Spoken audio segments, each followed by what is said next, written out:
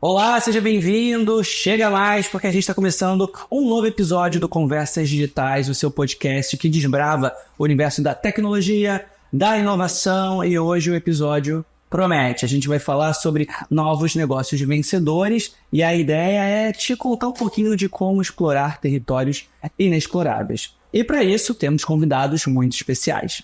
Aqui comigo eu tenho ele, que já encontrei em outras ocasiões e é sempre um prazer, Bruno Stefani. Oi, Bruno, tudo bem? Olá, pessoal. Obrigado pelo convite. Prazer estar aqui com os amigos. O Bruno é professor e conselheiro de inovação de grandes empresas. E também aqui do meu lado, o Rodrigo Carazoli. Ele é gerente geral de inovação e Assolab na ArcelorMittal. E aí, Rodrigo, como é que vamos? Beleza, Tassos? Bom, tudo bem, pessoal? Prazer estar com vocês aqui. Bruno, né, nosso parceiro, obrigado por ter aceitado o nosso convite aqui, Bruno. Essa conversa animada, né, Tassos? Não, e a gente fala, né, de representantes, vocês que já passam ou passaram por grandes empresas, e logo de cara, quando a gente fala de líderes nos segmentos em que atuam, como é que faz para manter o apetite pela inovação, primeiro, e além disso, como encontrar, então, essas possibilidades com novos negócios, né? Aquela ideia de se descobrir novas maneiras, novas receitas, até um assunto muito atual. Bora. Acho que a primeira coisa, cara, quando eu penso assim nessa pergunta, é a gente entender que não existe mais setor. Porque a gente está muito acostumado, né, a falar, o setor da minha empresa, o setor onde eu atuo, eu sou líder do meu setor. Não tem mais setor. O maior vendedor de iPhone do Brasil é o Itaú. O Magalu tem um banco. Quem é concorrente de quem? Quem está no setor de quem? Acho que entender isso é o primeiro passo. E o segundo é abraçar essa mudança e entender que as empresas precisam se reinventar a uma velocidade muito maior do que antes. Você literalmente precisa entender onde que você está, que jogo você está jogando, entender seu consumidor e trazer mais produtos e serviços que resolvem o problema das pessoas. Esse é o jogo de hoje. E toda a liderança, aparentemente, dos clientes que eu tenho, das conversas que eu tenho feito, quer aprender, quer falar de inovação. O difícil é executar. O difícil é transformar essa inovação num novo negócio, uma nova oportunidade. Mas hoje eu vejo uma liderança a fim de aprender. Não sei se o Rodrigão concorda, mas é isso que eu tenho enxergado. Com certeza, concordo. Eu acho assim, por trás de tudo isso, a verdade é a necessidade da sobrevivência, de manter os negócios competitivos, porque a velocidade está cada vez maior, os negócios estão se reinventando muito rápido, e se a gente fica só focado, né, em melhorar o que já existe, o risco é que a gente tenha um cavalo que anda muito bem, mas vem um carro e os atropela, né? Então, eu também penso dessa forma. Eu acho que a mestria, né, a gente chama de mestria organizacional, é fundamental. A empresa tem que cuidar do hoje, mas ao mesmo tempo ela tem que ver apostas disruptivas, pensar no futuro e saber, principalmente, eu acho que essa é a minha dificuldade, saber como equilibrar esses dois pratinhos ao mesmo tempo. Acho que esse é o segredo das empresas longevas e aquelas que estão aí para contar a história. Agora, na experiência de vocês, nós estamos falando de, muitas vezes, grandes empresas que querem fazer a inovação, mas empresas são feitas de pessoas. E aí, entrando mais num ponto aqui de, talvez, dica, quais são as habilidades que vocês buscam para si mesmos e também para os liderados, para as pessoas com as quais vocês conversam e que também querem fazer parte desse movimento? Porque isso tem que partir de alguém. Como faz para essa iniciativa acontecer?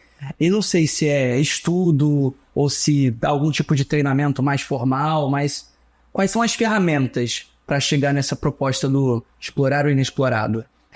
Vou começar aqui porque eu lembrei de uma coisa.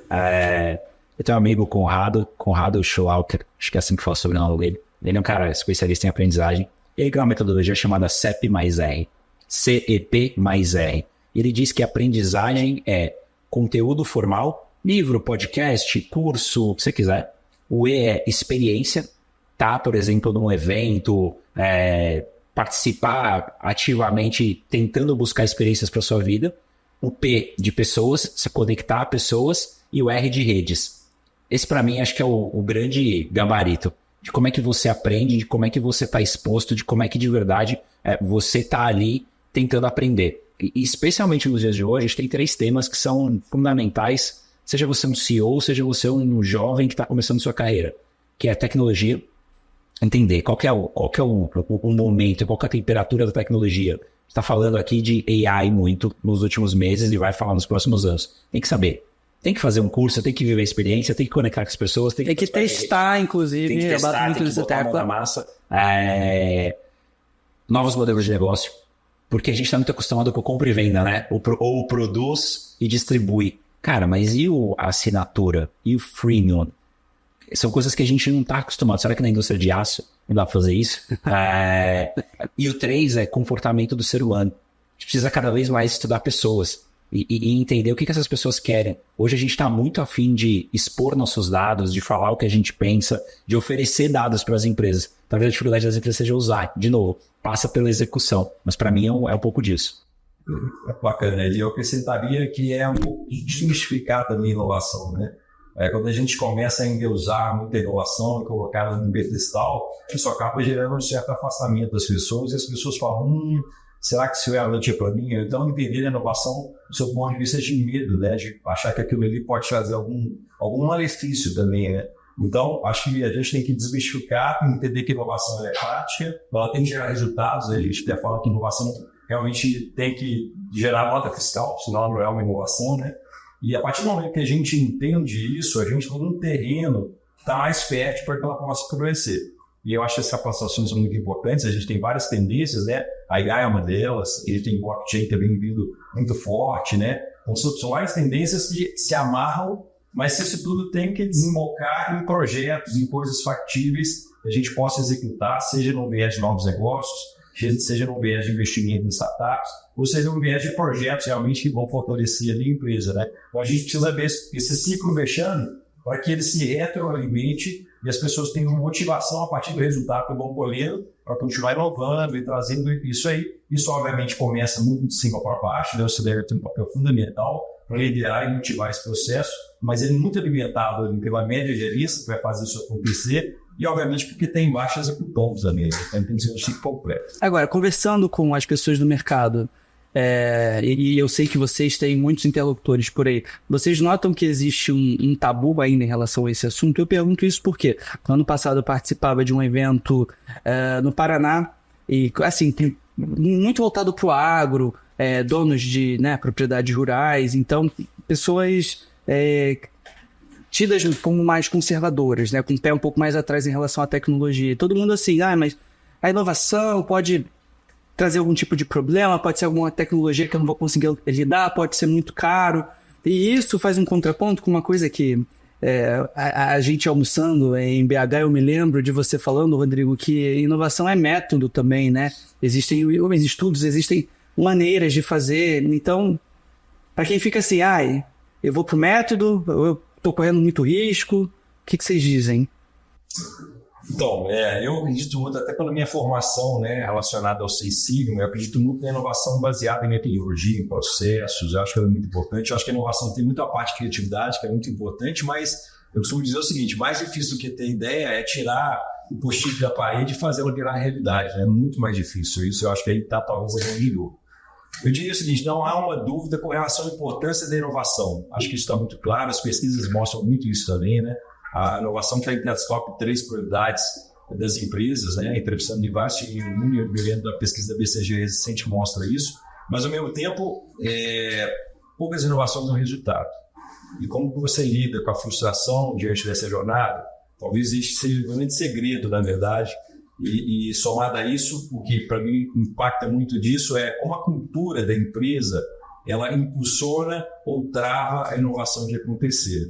Eu acho que são elementos importantes que precisam ser trabalhados e que isso faça com que a empresa possa gerar mais resultados aí, né? Acho que em cima disso também, até respondendo bem direto a pergunta, não existe um tabu, existe um desconhecimento. Esse é o ponto, assim, é tudo muito novo e tudo muda muito rápido. O Rodrigo falou agora, IA e blockchain. Poxa, mas o executivo não sabe nem o que ele está fazendo ali no dia a dia, se ele realmente está fazendo o que ele deveria fazer. Quanto mais, cara, além da sua agenda apertada de 14 reuniões por dia, você precisa gastar 2 horas por dia para aprender AI. E você está atrasado na matéria do blockchain do ano passado, que era o tema do ano passado. Tem que mandar a AI ir para a reunião enquanto ele estuda. E esse é o ponto, assim, é um exercício, é um capítulo, é um tema muito novo. Vamos lembrar que, sei lá, há 10, 15 anos atrás, a gente não falava de startup. A gente falava de pequenas empresas, aí depois pequenas empresas de tecnologia. Não era legal você ser empresário, você ter um negócio. Isso significava que você não deu certo na carreira executiva. Então, esse contexto mudou. E a gente entender esse contexto é importante. Por quê? Porque agora você sabe que você tem que estudar. E você tem que direcionar a sua empresa, você que é líder de uma organização, para ela ser uma grande escola. Essa é a dificuldade, porque o ensino formal não prepara.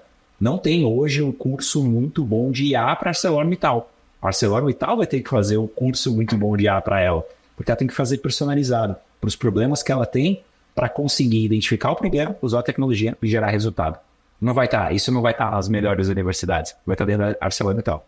Uma outra coisa que eu noto também é que, quando a gente fala de inovação, às vezes executivos, lideranças pensam que a inovação é aquela mega disrupção, que seria, sei lá, lançar o foguete.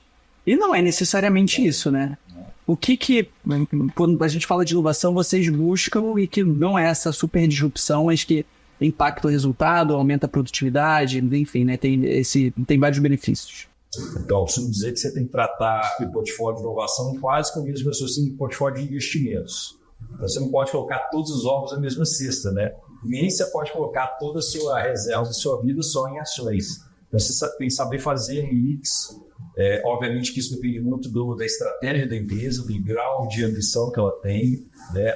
A dinâmica do setor que ela está inserindo também, todos esses elementos vão, obviamente, influenciar a composição desses elites. Mas nessa carteira você tem apostas que são menos arriscadas, mas que também não vão te levar a passos muito grandes. Ele não está falando para mim de novos negócios, seria algo mais arriscado, mas são coisas importantes, até para financiar esses outros saltos que você precisa dar, né?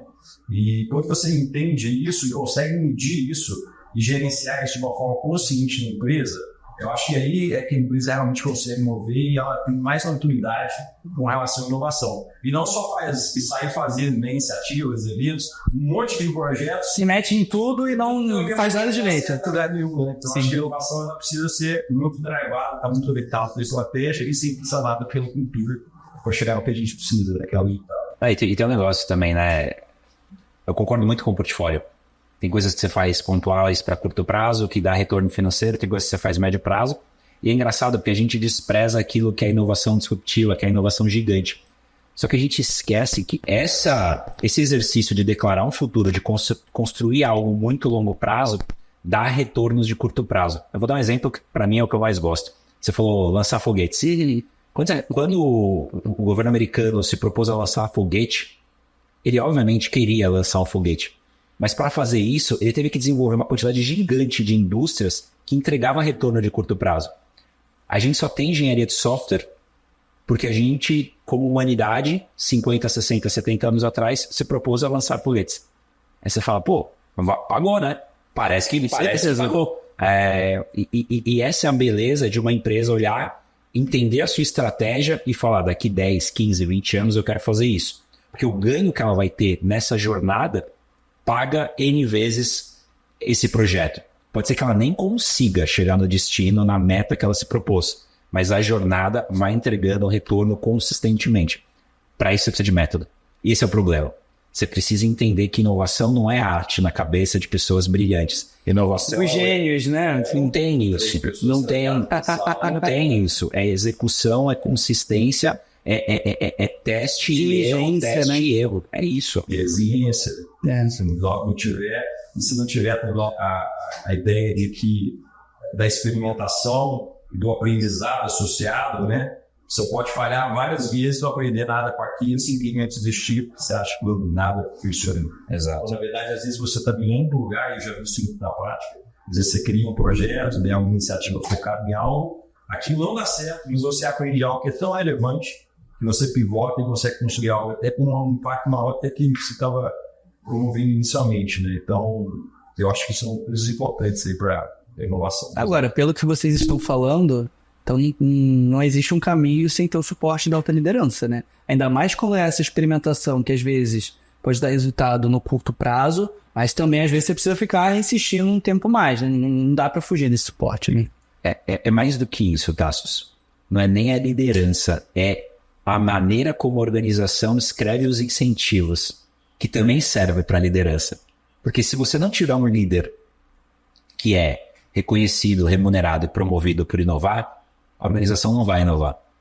Porque ela vai entender que, poxa, se o presidente, se o CEO, se o dono tá ali fazendo arroz com feijão, entregando só a curto prazo, esse é o exemplo que eu devo seguir. Afinal, ele é o líder da organização. E aí a gente já começa a falar de cultura novamente. Exato. Esse é o ponto. Então, como é que você coloca o erro, a falha, numa estrutura que promove e demite?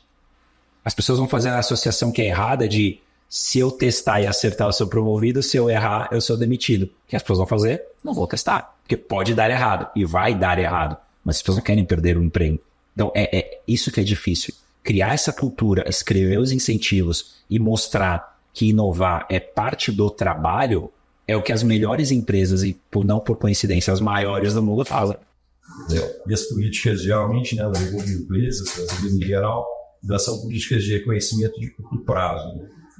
Eu vejo, por exemplo, na Salvatore, a gente tem vários programas de empreendedorismo e que fazem muito reconhecimento, não só, a gente tem programas que desenvolvem o de empregado, ele recebe ideias, se insere em outros grupos, ele recebe, inclusive, investimento para poder desenvolver essas ideias, para apresentar na prática o resultado daquilo lá, e é reconhecido, inclusive. E a gente tem também, ao mesmo tempo, em paralelo, um programa chamado Falha Nossa, onde a gente, você conhece, não sei se eu sim. Onde a gente traz os cases de sucesso, que são divulgados, né, num evento para toda empresa, mas o foco está na falha em si, mas no aprendizado que foi gerado, e o que de diferente a gente vai fazer a partir dali. Né? Então a gente incentiva, na verdade, de uma forma positiva. Isso não é uma apologia, obviamente, ao erro, porque o erro ninguém quer errar, mas tem que ter tolerância, né? O erro relacionado à inovação e algo realmente que você está fazendo pela primeira vez, o que você está compreendindo dele em contexto maior, porque senão ele pode matar a inovação, inclusive. Então, acho que se torna um desincentivo, no fim das contas. E a gente falou de pessoas, a gente falou de cultura, agora eu queria entrar um pouco na conversa sobre estrutura. Vejo muitas empresas que têm diretoria de novos negócios, por exemplo. Outro banco que hoje em dia já fala em inovação aberta, especificamente. Vocês acreditam que é necessário ter, dentro da estrutura da empresa, uma área dedicada a buscar inovação, a pensar em novas possibilidades? Agora, falando do ponto de vista mais formal mesmo. Essa é uma pergunta interessante, né? Acho que tem, tipo, torcida de futebol, né? Nem a turma que acha que sim, tem a turma que acha que não. Mas conta como é que então, nasce o Loki. Eu diria o seguinte, que empresas que têm uma cultura de inovação bem madura, avançada, elas conseguem trabalhar de uma forma muito descentralizada, né? E principalmente pelo que a gente chama de inovações de horizonte 1, que são inovações mais incrementais e próximas ao corpo, né? Você consegue espalhar essa função e essa indústria, ela está presente lá na ponta, em pessoas que executam a rotina e ao mesmo tempo a inovação. Isso funciona bem, não vejo problema nenhum. Para inovações mais disruptivas e construção de novos negócios, mesmo que a ideia parte das áreas de negócio, muitas vezes você precisa de alguém para orquestrar isso, para conectar isso à estratégia, para trazer os atores de fora. Aí é mais difícil, na minha opinião, de você ter isso muito descentralizado. Então eu vejo que faz muito sentido os CPAs que vão fazer isso. Quando você fala de investimentos também, eu acho que é importante você ter isso mais centralizado. Quando você fala de horizonte 1, como eu falei, você pode ter os dois modelos, né? No nosso caso, na Salvatore, nós temos um laboratório, que é o Solar, que faz os 3 horizontes de inovação, mas a gente conta com as áreas são muito integradas, na verdade. Nosso propósito nunca foi, nunca será descentralizar, concentrar a inovação, não. A gente é um orquestrador do movimento de inovação, um incentivador, a gente coloca a metodologia, né? A gente tem ali o acompanhamento, mas acima de tudo, a gente capacita e incentiva as pessoas nas pontas. Por exemplo, a gente tem 100 embaixadores de inovação espalhados pelo Brasil inteiro, para que elas possam inovar lá e a gente, obviamente, possa ajudá-las no que for necessário. Essa ideia tem que circular também pela empresa. Exato. Bruno, e você, de qual time? Eu sou do time que tem que ter, mas tem que trabalhar para acabar. É a área de inovação temporária. Eu vou te dar um exemplo que eu acho que é bom, assim. Vou pegar ali 95, 96. Internet. Todas as empresas tinham uma área para olhar a internet. Tem um departamento aqui que vai olhar negócios na internet. No digital. Se você vê isso numa empresa hoje, você vai achar que é uma empresa velha. É a empresa que parou no tempo. AI. Tem uma série de empresas hoje criando o cargo do Chief Artificial Intelligence Officer, que é o CAIO, né? Que todo mundo brinca. Cara, é natural, é um negócio novo, você tem que aprender, você tem que ter alguém ali dedicado. Mas isso tem que, como o Rodrigo falou muito bem, descentralizar, perpetuar a organização. Inovação é a mesma coisa. Se uma única área é responsável pela inovação da empresa, essa área é o gargalo de inovação da empresa. Não pode ser uma atribuição exclusiva dessa área. E essa área... Não, e às vezes quando sai, né, alguém de papel central ali também, né, desmorona. E essa história eu conheço. E essa área precisa trabalhar para orquestrar e para descentralizar a inovação para a organização, a ponto dela ser desnecessária e ela vai fazer outra coisa. Pegar exemplo de uma empresa super inovadora, o Google. Se você procurar área de inovação do Google, não tem. Agora, o Google X é a área de inovação de negócios disruptivos. O Google Capital faz investimento. O Google Launchpad faz fomento ao ecossistema. Ele tem áreas, só que elas são específicas. Ele é tão grande e tão complexo que ele começa a olhar o que essa área pode fazer pontualmente e temporariamente. Porque depois, talvez, isso vira uma atribuição das áreas de negócio. As áreas de negócio aprendam a inovar, aprendam a se conectar com o ecossistema. Essa área vai ter uma mudança de função. Então, tudo bem.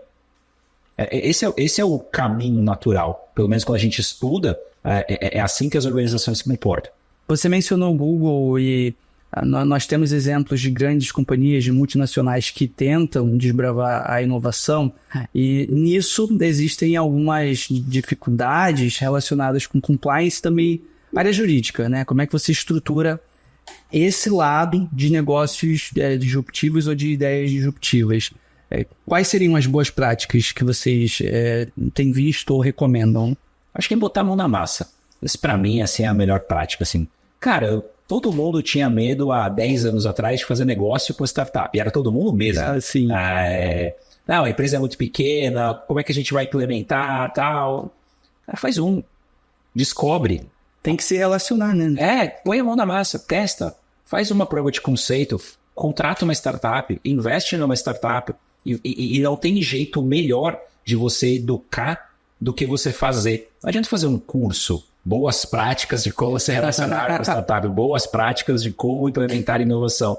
É botando a mão na massa e aí a liderança tem um papel gigante que é deixar isso acontecer, porque ela precisa aprender. A liderança precisa aprender, a média precisa aprender e testar, e depois você vai escalando isso para os cargos de entrada que vão submetendo ideias e vão submetendo projetos. E aí a organização fala de inovação de uma maneira geral. Para mim é isso.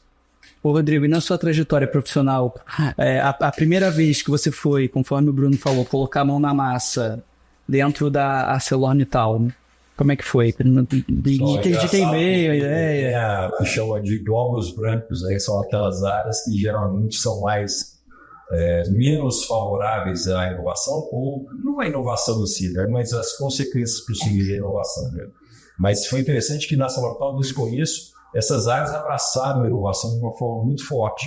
Então, quando você pega, por exemplo, áreas que geralmente das empresas que o pessoal costuma reclamar, né, a jurídica, suprimentos, né, foram as primeiras áreas que se aproximaram e tentaram entender um pouco mais como que elas poderiam contribuir, né, ao mesmo tempo, obviamente, proteger a empresa, né, as empresas não querem se expor a riscos ou a riscos desnecessários ou além daquilo que seria necessário, mas ao mesmo tempo como é que a gente poderia adaptar as nossas políticas, né, os nossos procedimentos internos para não travar a inovação.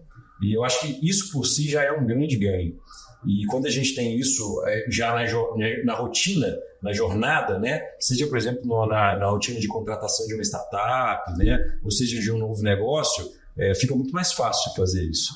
Mas, obviamente, que sempre tem dilemas, né? A gente tem que analisar muito ali, caso a caso, e fazer os MVPs, que é o que o Bruno estava falando, que eles são feitos para isso, né? Você consegue ali restringir o impacto a um experimento. E a partir dali você mede e vê se aquilo pode ser escalado ou não. Eu acho que esse é o grande segredo. Você não precisa já sair atirando para todo lado, né, e causando um estrago potencial grande. Você não tem que ser um risco calculado, né? Exatamente, assim como o investimento também ele pode ser minimizado. Né? Então acho que são duas coisas importantes. Mas aí no caso da ArcelorMittal, que é uma multinacional, esses procedimentos que você mencionou, no Brasil, eles se replicam, são procedimentos globais ou cada país, sei lá, cada escritório pode decidir quais são os seus? Bom, cada país, né, cada segmento tem liberdade para adaptar, até porque muda um pouco também de país para país, né, algumas legislações em alguns pontos, mas eu diria que um ponto que é chave, que liga a Salamtal no mundo inteiro,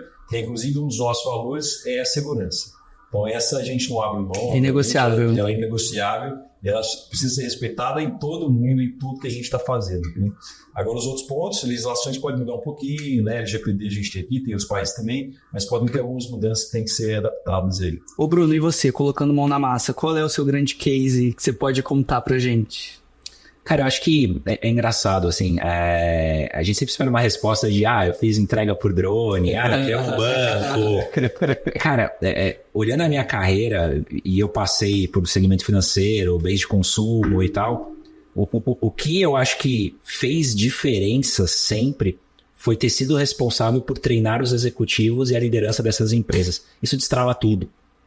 As empresas não precisam de mais provas de conceito, não precisam de mais startups, não precisam de mais investimento. Elas precisam aprender rápido e elas precisam testar. E não existe nada melhor do que você depois vender um projeto de inovação para quem você educou sobre inovação. Isso funciona, inclusive, para vários setores. Vou pegar o Brasil 20, 25 anos atrás. Quem falava de investimento em ações? Não coincidentemente, as empresas hoje fazem muito sucesso vendendo corretora e corretagem, são aquelas que lá atrás educaram os seus clientes, educaram a população a como investir. Funciona para tudo. A gente transfere uma autoridade para quem te educa. Só que no Brasil a gente tem dificuldade, a gente separa isso, né? Você tem a figura do professor, você tem a figura do executivo. Você tem que juntar. Você tem que ter executivos que são professores, e você tem que ter professores nas academias, nas universidades, trabalhando cada vez mais próximo da iniciativa privada. Eu acho que para mim, assim, por muito, tá? Educar boards, educar lideranças foi aquilo que eu acho que eu vi mais resultado. Só que não é palpável, né? Qual que é o retorno financeiro? Eu nunca medi, mas se eu fosse medir, vinha muita coisa aí, bro. Vinha muito dinheiro aí. Você desdobrou a partir daí. Muito, e destravou. E a gente não faz aquele custo do não fazer, né? Nenhuma grande organização faz isso. Qual que é o custo de não fazer um projeto? Cara, é gigantesco numa grande empresa versus aquele dinheiro que você vai colocar que é teste, que não tô, assim, também sendo ingênuo de falar, poxa, você tem que usar seu budget só para inovar. Não, não é isso. Mas tem algumas apostas que eu acho que vale a pena você tomar mais risco para aprender. E se você acertar, você vai ganhar muito. Se você errar, é aquele custo de dinheiro do budget. E ainda tem um outro fator que é o da concorrência. Às vezes o que você não está fazendo, o seu concorrente pode estar fazendo, e lá na frente aquilo se torna um problema para você também, não? Que é talvez o maior motivador de acelerar a inovação nas empresas. Você olha para o lado, você olha para o lado, meu concorrente fez, eu não fiz, sai no jornal, na internet, sei lá, o executivo olha, manda aquela mensagem, aquele e-mail pro dono da área, fala, mas por que a gente não está fazendo? Qual que é a nossa resposta? Aí, amigo, aparece dinheiro, aparece recurso, ninguém tem medo, aí os projetos saem. Só que é ruim, né? Você tem que literalmente aprender e tá com o radar ligado para falar, poxa, do que está aparecendo de oportunidade em tecnologia, modelo de negócio, ou do que o meu ecossistema está falando, o que casa com a minha estratégia? O que eu poderia começar agora? O que é vantagem eu começar agora para largar na frente com um produto ou serviço novo e ganhar mercado? Essa é a dificuldade que eu acho que os executivos, que as empresas têm, versus um dia a dia completamente atarefado. Porque as empresas vão ficando grandes, vão ficando complexas, e aí, como é que a arte de você inovar e entregar ao curto prazo é algo que tem espaço ainda, muito espaço para melhorar. Aí a gente falou de uma área específica estruturada para inovação, falamos também da cultura, dos métodos. Aí alguém na organização teve uma ideia, fez MVP, etc, se mostrou um projeto bem sucedido. Qual é o momento ideal para esse projeto deixar de ser só entre aspas, mas um projeto e virar um novo negócio, uma estrutura à parte, um spin-off, digamos assim? É a hora que você tem um produto de verdade funcionando, é a hora que você tem clientes pagantes, é a hora que esse negócio tem receita recorrente. Porque você testou, você realmente construiu e você viu que tinha mercado. Aí a decisão da empresa, vou colocar mais dinheiro e transformar isso num novo negócio ou vou parar por aqui? Se ela está confortável com até onde esse novo negócio pode chegar, é hora de acelerar. Se não, tá tudo bem, essa é a parte mais difícil, tá tudo bem desligar. O problema é que a gente nunca quer desligar nada em grande empresa, porque desligar alguma coisa em grande empresa significa assinar que você fracassou, você errou. Aí não dá, aí não tem budget mesmo. Você quer fazer 15 coisas e o seu budget foi dimensionado para 3. Aí você vai dando aquele jeitinho, aperta fornecedor daqui, faz de graça ali, cara, não funciona, você não faz nada realmente muito significativo, revolucionário com parte do seu tempo. Tem que ser estratégico, tem que ser foda. E tudo que você descreveu é um pouco também gambiarra, né? A startup, muita startup opera no começo assim, mas chega uma hora que precisa ter a virada. Exato. O professor Carlos Arruda, né, da Fundação Locaval, não sei se você conhece, não sei se o Ben conhece, se o Tassos conhece, ele o Chanel Fapenig, e ele me falava, no começo ele era um dos serviços da Solab, e ele me falava muito o seguinte, olha, para responder essa pergunta, você tem que ter o conceito do affordable loss. Pré-setado, antes de você começar um jogo. Você tem que saber não só o que você está disposto a ganhar, né? Porque ganho é infinito, sim, mas o máximo que você está disposto a perder também. Porque talvez esse seja o limite para você saber a hora de parar. E quando você está com um novo negócio rodando, e por mais que você tenha métricas e o acompanhamento disso, é muito difícil fazer esse fine-tuning, né? Você sempre está na esperança de, mês que vem vai virar, né? E esse mês que vem nunca pode chegar, na verdade. Então, é um jogo de xadrez, assim, que você precisa pilotar muito bem. Mas eu acho que, acima de tudo, tem que ter a crença e a visão, né? O buy-in da liderança, de realmente acreditar naquilo ali, e de ter uma visão de futuro que está alinhado com aquilo ali, né? Porque senão também as apostas são todas erradas, elas já nascem erradas muitas vezes, assim. Porque em grande empresa, tudo dá para fazer, tudo é legal, tudo dá dinheiro. Mas o que você deveria fazer agora? O que você vai fazer daqui a um ano? E como o que você vai fazer agora conversa com o que você vai fazer há um ano? Essa estratégia é importante. Vocês têm trajetórias profissionais muito ricas e falam muito de inovação, pelo que vocês já conquistaram, mas eu tenho curiosidade também de saber quais foram os insucessos, porque às vezes é o momento de parar, de um projeto acabar, uma ideia que não foi tão bem, para a gente poder também ajudar a desmistificar isso, que foi, né, o que você falou, é um carimbo de que fracassou, não necessariamente. Então, quais são os não cases ou situações emblemáticas que vocês esbarraram aí ao longo da trajetória? Eu começo. Eu vou comentar uma que acho que é emblemática, acho que é o que eu falei dessa, inclusive. Cara, eu coloquei um bom dinheiro aí numa comunidade no metaverso. como projeto de uma grande marca. Obviamente não deu em nada. Obviamente a gente não tracionou. Obviamente eu rasguei um cheque aí significativo. Não deu em nada.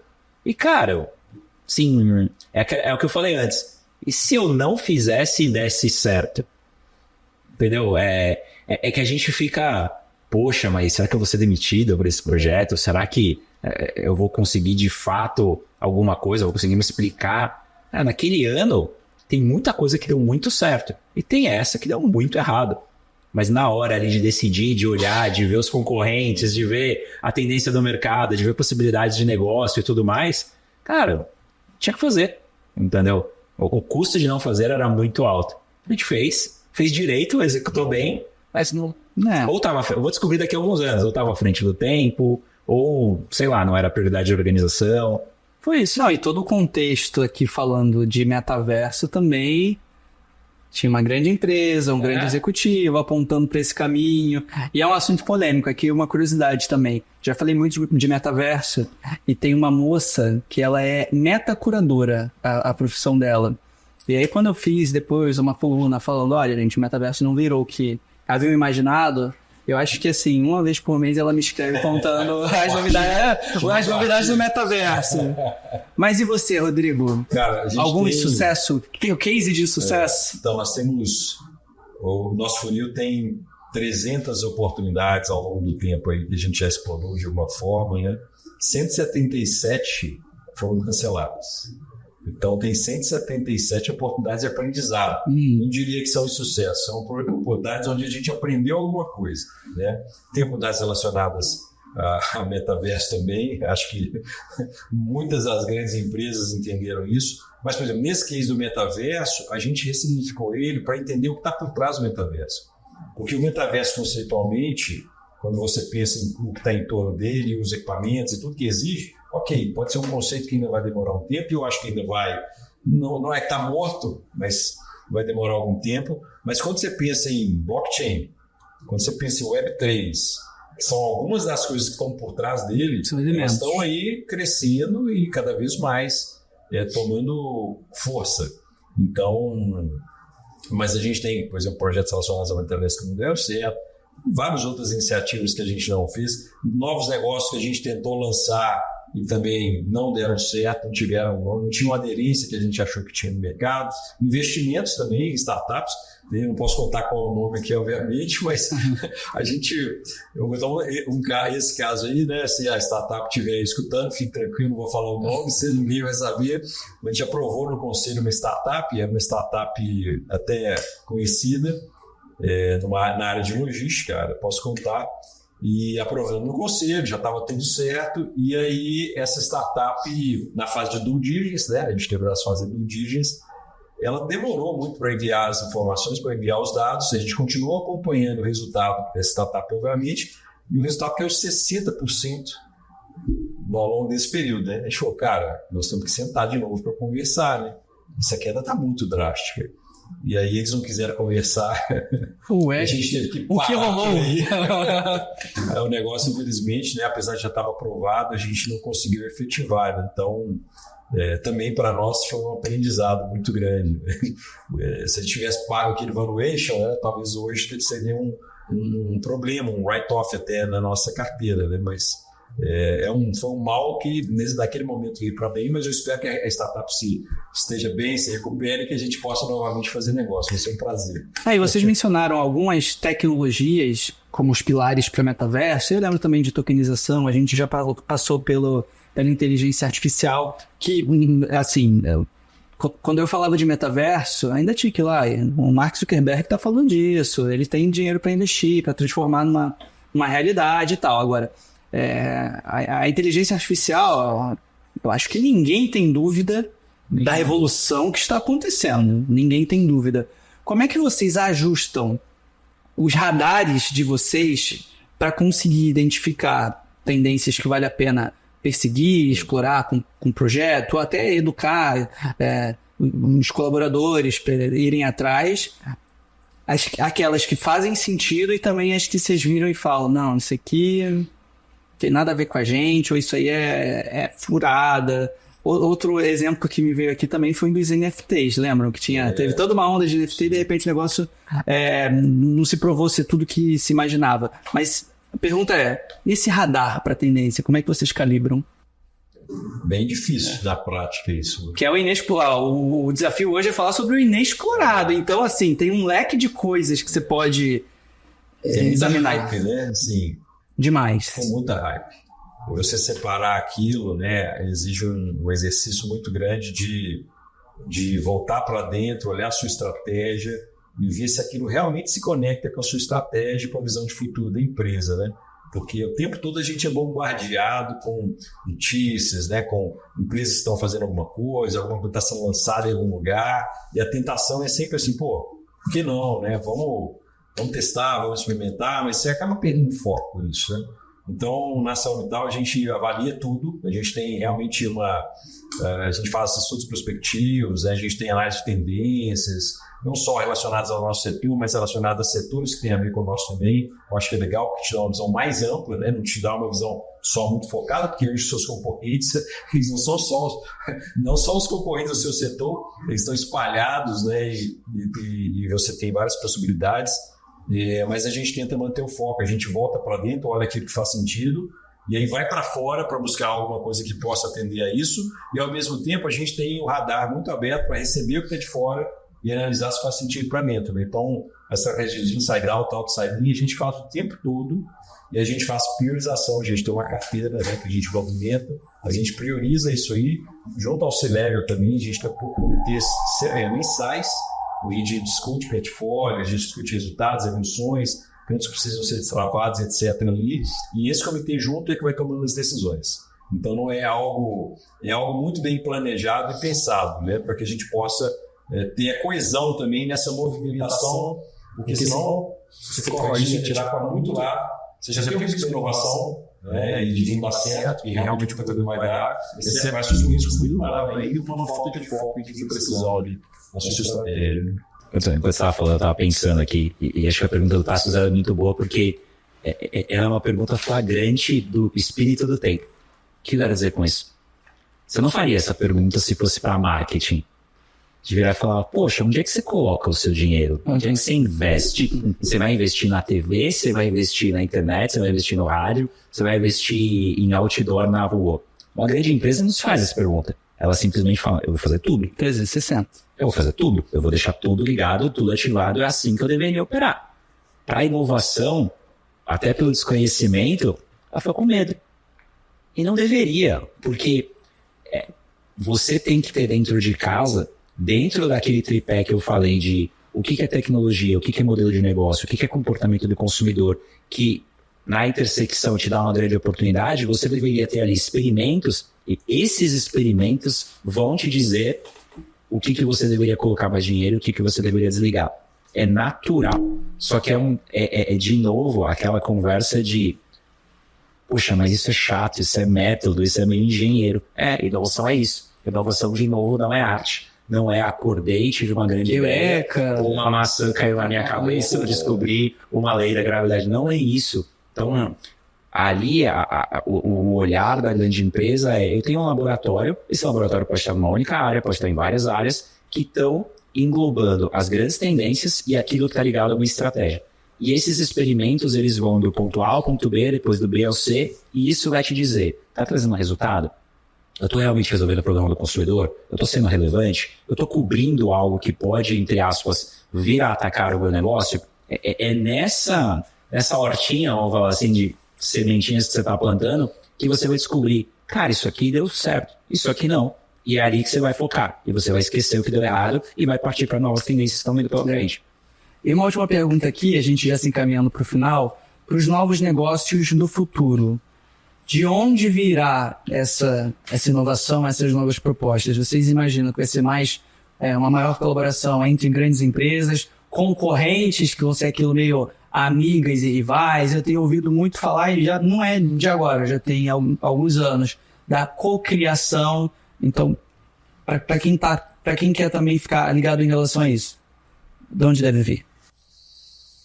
Pergunta difícil para responder. Resume aí um minuto. Eu diria o seguinte, o conceito de ecossistema, né, a gente falou muito aqui de ecossistema, colaboração tem a ver com isso também, de redes, de plataforma, não é um conceito novo, vamos dizer assim, né? Mas eu acho que cada vez mais é um conceito que está se sofisticando. Então, até pouco tempo atrás, a gente não falava de startup, agora a gente fala de startup. Até pouco tempo atrás, a gente não via as empresas se juntando muito para poder criar coisas novas. A gente está vendo cada vez mais. Super comum. Então, eu vejo que cada vez mais essas redes colaborativas, elas vão sim se formar, né, com talvez competências, sim, para assuntos que são mais transversais e assuntos que são de interesse geral. Vejo até concorrentes também se unindo. Eu não vejo que essa é uma questão importante. Obviamente, nas questões estratégicas, os concorrentes não vão se unir nas questões estratégicas, obviamente, né? Mas eu vejo cada vez mais essas redes colaborativas se fortalecendo, eu vejo a tecnologia entrando, sim, para ajudar muito isso.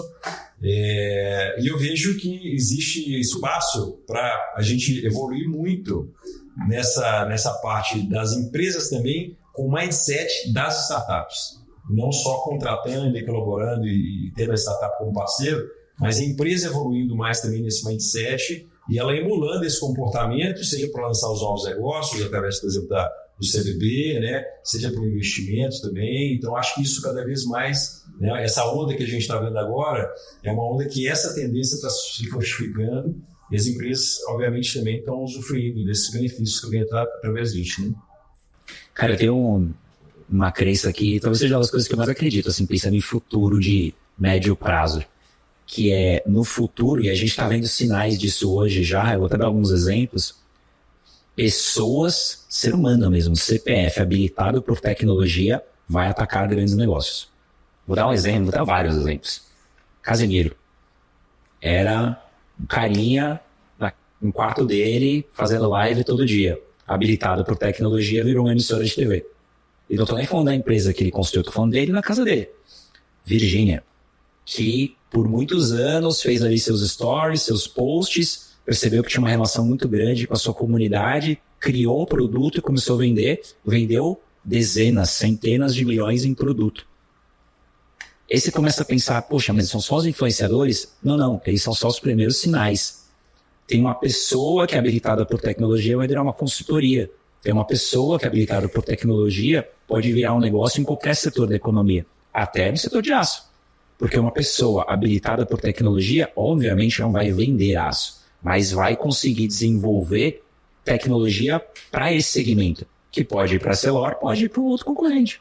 É isso que a gente talvez está começando a ver, porque é muita tecnologia, é muita possibilidade de fazer, isso bate nos primeiros mercados, que são aqueles, entre aspas, menos dependentes de tecnologia de ponta, e aqui são aqueles negócios onde distribuição é mais importante do que o produto. Esses vão ser atacados primeiro, depois vem os outros. Então eu acredito muito no que, sei lá, vamos chamar a empresarialização do indivíduo. A pessoa vai virar um negócio e vai concorrer de igual para igual com grandes empresas. Não é nenhum absurdo, não é nenhuma loucura, não é nenhum exercício de futurismo. Isso acontece hoje, só que não acontece hoje em escala ainda, mas a gente já está vendo sinais. Isso é muito claro do inexplorado, né? Porque é algo que há 5 anos a gente não viria falar e ainda nem estamos entrando no fator inteligência artificial e mais, sei lá, daqui a uns 10 anos, 2030, chutam os especialistas, computação quântica, né? Cara, sei lá, esse podcast com inteligência artificial pode ser distribuído no mundo inteiro, porque você vai colocar 200 línguas lá, ele vai pegar o vídeo, vai colocar a gente falando em coreano, em chinês, mexendo a boquinha, mexendo a boca, perfeito, a gente vai distribuir. Isso a gente é um concorrente gigante de uma emissora de televisão. E a gente tá aqui, sentado com aquela palavra. É isso. Possibilidades imensas. E é assim que a gente termina, então. Queria primeiro agradecer os nossos convidados. Eu vou falar de novo o nome deles. Bruno Stefani, professor e conselheiro de inovação de grandes empresas. Obrigado. Sempre um prazer esbarrar contigo nos eventos, podcast, enfim, produção de conteúdo. E o Rodrigo Carazori, que é gerente geral de inovação e Ensolab na ArcelorMittal. Outro cara que é sempre uma satisfação conversar, sempre aprendo muito com vocês dois e tenho certeza que o público também tirou belos insights aqui do nosso papo. Valeu. Obrigado a você. Esse foi mais um episódio do seu Conversas Digitais e a gente volta em breve. Então, nos siga nas redes sociais, mande ideias de temas que você gostaria de ver discutidos aqui e até a próxima. Tchau, tchau.